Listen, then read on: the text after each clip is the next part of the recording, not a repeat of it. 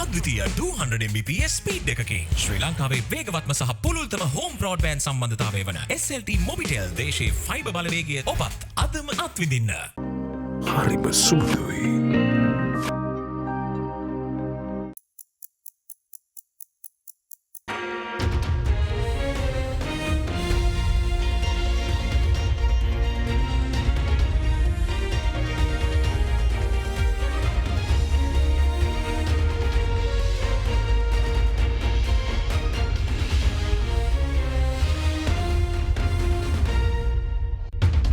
Tonight on First at 9 this Friday the 28th of July 2023. High-level visits. French President Emmanuel Macron and Japanese Foreign Minister Yoshimasa Hayashi to visit Sri Lanka later today. Bilateral talks expected to be with the President. Vision 2048. The government aims to transform Sri Lanka similar to South Korea within the next 25 years, says President Ranil Wickremesinghe. Preventing terrorism.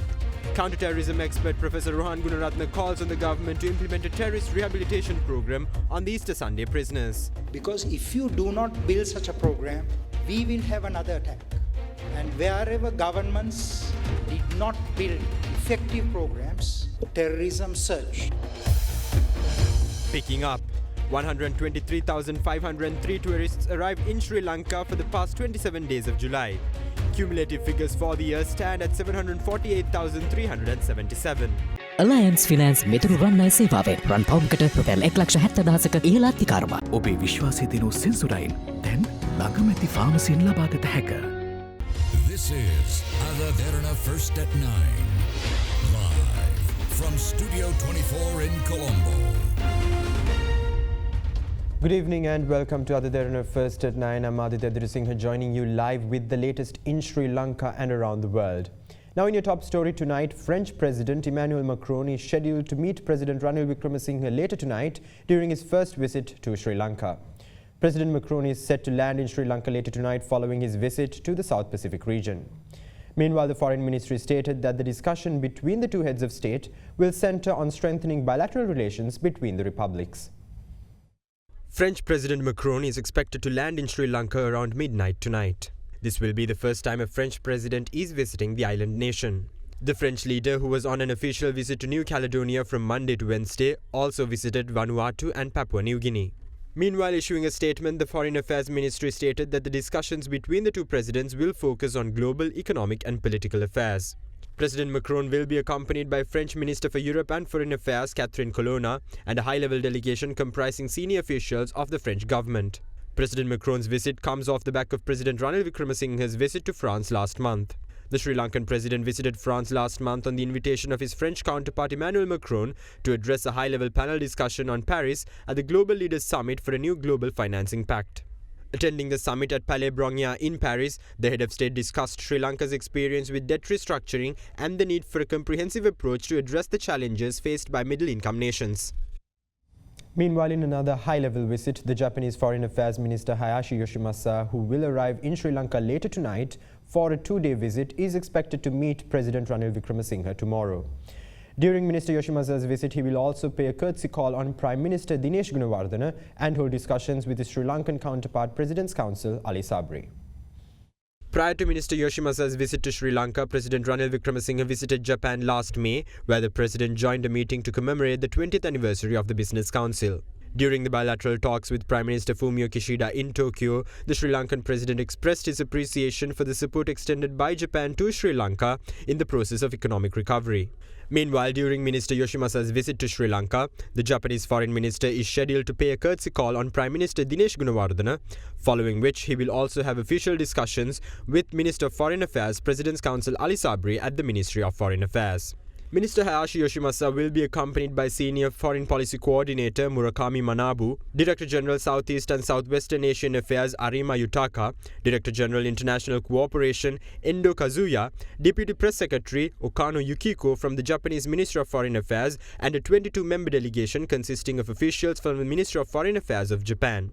The delegation will also visit one of the Japanese official development assistance sites in Sri Lanka. Now, President Ranil Wickremesinghe says that the government's vision is to transform Sri Lanka into a developed country similar to South Korea within the next 25 years.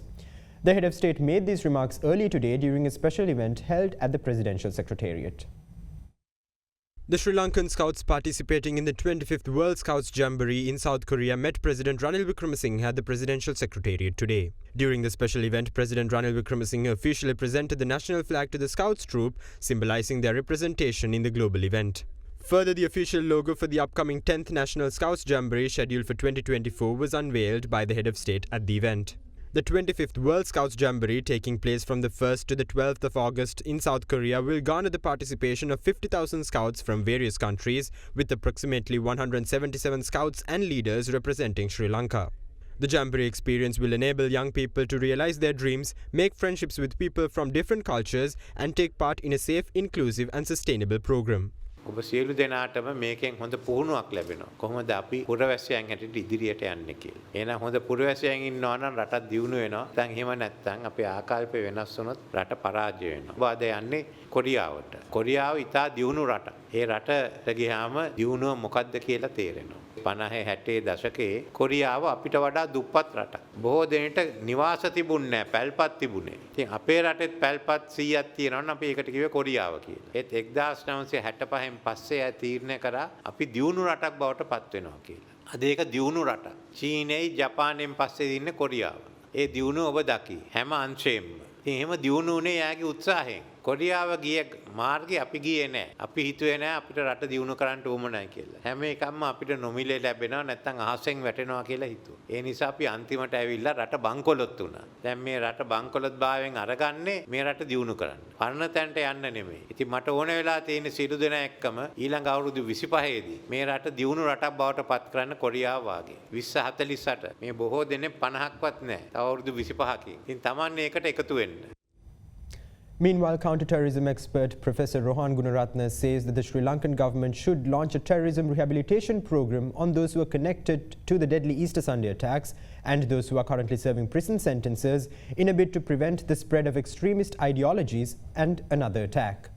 Addressing the official book launch of the book titled Sri Lanka's Easter Sunday Massacre, authored by him, Professor Gunaratne said that Sri Lanka should not lift the ban imposed on radical foreign preachers. He said that the community support is essential to eradicate extremism, adding that military and intelligence are alone incapable of curbing the rise of extremism. The launch of a book titled Sri Lanka's Easter Sunday Massacre, Lessons for the International Community, authored by Professor Rohan Gunaratne, was held at the BMICH this evening under the patronage of Speaker of Parliament Mahinda Yapabewardena. The event was also attended to by Minister of Foreign Affairs, President's Counsel Ali Sabri. During the event, an unseen video related to the Easter Sunday attack was screened. The video showed scenes of the perpetrators of the Easter Sunday attack, including Zaharan Hashim, explaining the motive behind the attack. If we are going to create the Sri Lanka where we believe, where everyone can live in peace, harmony and dignity, that Sri Lanka must be devoid of all forms of extremism. Islamic extremism is one form of it. We have to learn from it, eradicate it, prevent it. But that's not all, everything. It's important for us to have a look at in the past what exactly had happened and how to face this massive challenge we all have in order to create that space for all of us to live in harmony. Until we create that, some segment of the community will feel, I'm not still part of this country. It's a feeling. You can say, why, what is your problem? But if that is how they feel, as Mangala Samaravira once said, we need to eradicate it. We have a common duty at the state, members of the public and the community to understand, work as partners, take each of us into confidence and fight this extremism from all over, because it is not good for anyone and everyone. If we do not address this ideology, if we do not build a terrorist rehabilitation program of those who are currently in custody, when those people are released, they will go and spread the same ideology that Zaharan spoke of.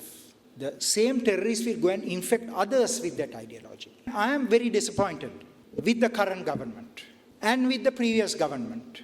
4 years have passed. We have not yet built a rehabilitation program. It is in your interest to build such a program, because if you do not build such a program, we will have another attack. And wherever governments did not build effective programs, terrorism surged. Law enforcement, military and intelligence can't fight this threat. I can tell you that. 90% of this threat in the exclusivism phase and the extremism phase should be fought by ACJU, should be fought by DMRCA, the Department of Muslim Culture and Religious Affairs. ACJU is the All Ceylon Jamiatul Ulema. And I want to appeal to our AG, I want to appeal to our Foreign Minister. Don't lift the ban on radical foreign preachers. I know such a request was made to the President. Under no circumstance should it happen. Because both Naufar and Zaharan were radicalized by a preacher who came from India, a man called PJ. If you want to create another Zaharan in 10 or 20 years, then lift the ban on the foreign preachers. I would like very much to see our Honourable Minister and our Honourable Speaker personally make the case to the President to create a Presidential Council of Religious Harmony, where the Archbishop, where the Hindu leaders, the Buddhist leaders and the Muslim leaders meet once a month to resolve these difficulties. Otherwise they will snowball and will become a bigger problem. But this must be done immediately. In fact, we should have a Harmony Center in every district. In every school we should have a Harmony Club. I would ask our Honourable Attorney General to reconsider the lifting of the proscription, the lifting of the banning of those organizations. I know government has already done it. If you look at Hastun, the man who made the explosives, and his wife, Sarah Jasmine, they were radicalized by the Sri Lanka Tawhid Jamaat. But government of Sri Lanka has delisted this group. A fatal mistake. A fatal mistake. Now in other local news, the police fired tear gas and water cannons at the protesters who were engaged in demonstrations in the Sahaspura area earlier today. The protest, which was organized by the Joint Development Officers Centre and the Worker Struggle Centre, was in demand of solutions to issues such as slashing of the pension fund and unjust labour laws. A protest organised by the Joint Development Officers Centre and the Worker Struggle Centre was scheduled to convene close to the Colombo National Hospital this afternoon. However, the protesters had to move their demonstrations to the Borella Junction as the police had obtained a court order which prohibited protest actions from being carried out in the area. The protest was reportedly in demand of solutions to issues ranging from the slashing of the government workers' pension to unjust labour laws. The protesters marched along the Kota Road towards the Rajagiriya area. The police attempted to stop the protest march, which then led to a tense situation between the two sides.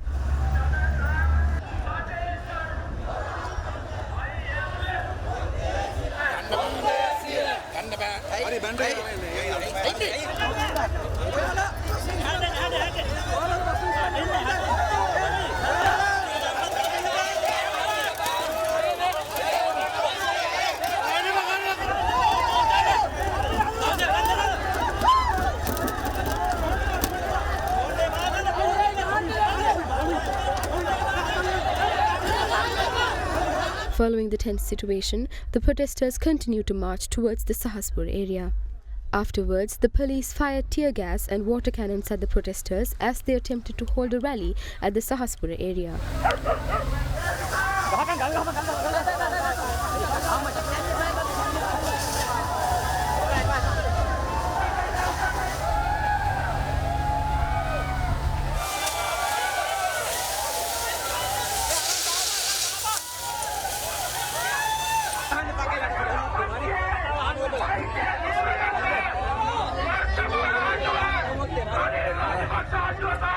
Subsequently, the police arrested the protester as he attempted to flee the scene in a three-wheeler.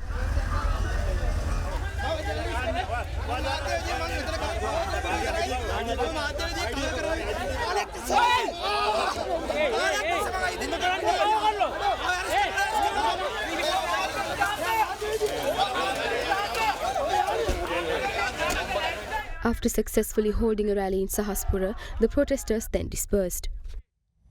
Now the Sri Lanka Tourism Development Authority says tourist arrivals this year so far exceeded an astounding 700,000. More news after this short commercial break. Stay with us.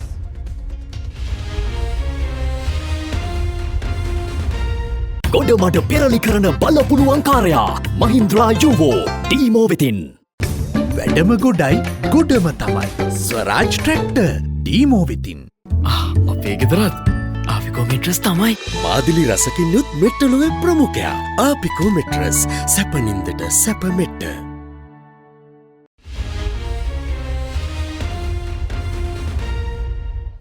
Welcome back. Now in more local news, the new school term has been scheduled to begin on the 21st of February next year. The date for the commencement of the new academic year for 2024 was announced by the Minister of Education, Dr. Susil Premajayantha.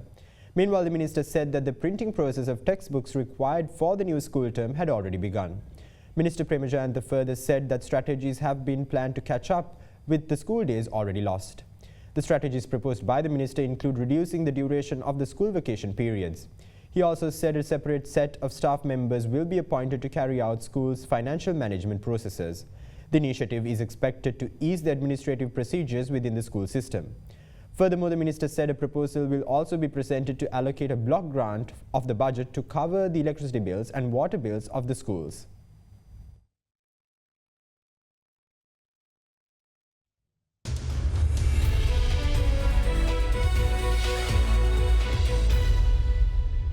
Now in your business news, Sri Lanka has welcomed 123,503 tourists during the past 27 days of July. According to the statistics released by the Sri Lanka Tourism Development Authority, only 47,293 tourists visited the island during the corresponding period last year. Meanwhile, in June this year, Sri Lanka recorded tourist arrivals above 100,000. With the latest Sri Lanka Tourism Development Authority statistics, the cumulative figure for the year stands at 748,377 visitors to the country. Sri Lanka's tourism industry continues to show a positive growth trend, as last year's total number of tourist arrivals stood at 719,978, while this year's number of visitors have already reached 748,337. According to the SLTDA, a majority of the tourists had arrived from India, recording 20,779 arrivals, while the arrivals from the United Kingdom and China were reported at 15,126 and 8,446 arrivals respectively.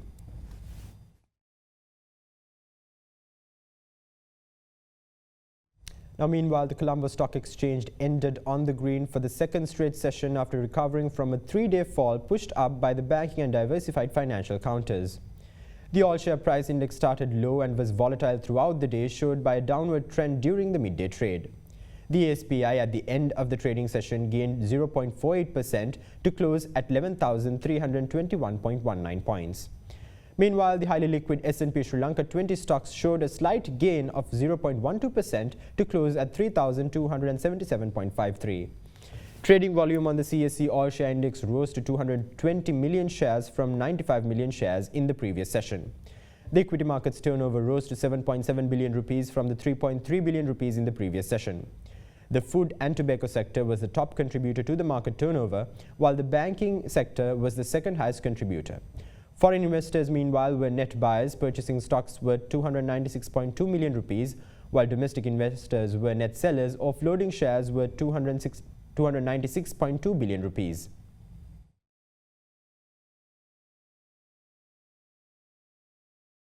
Now let's take a look at how the rupee traded against other major currencies during the day.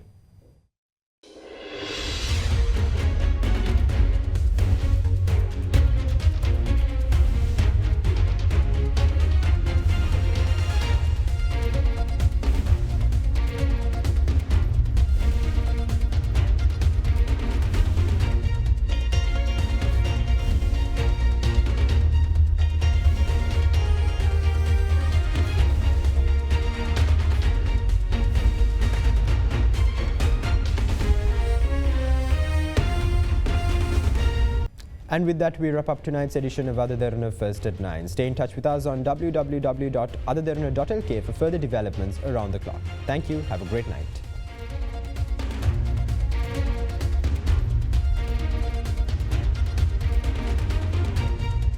For news and information you can trust 24 hours a day, visit AdaDerana.lk.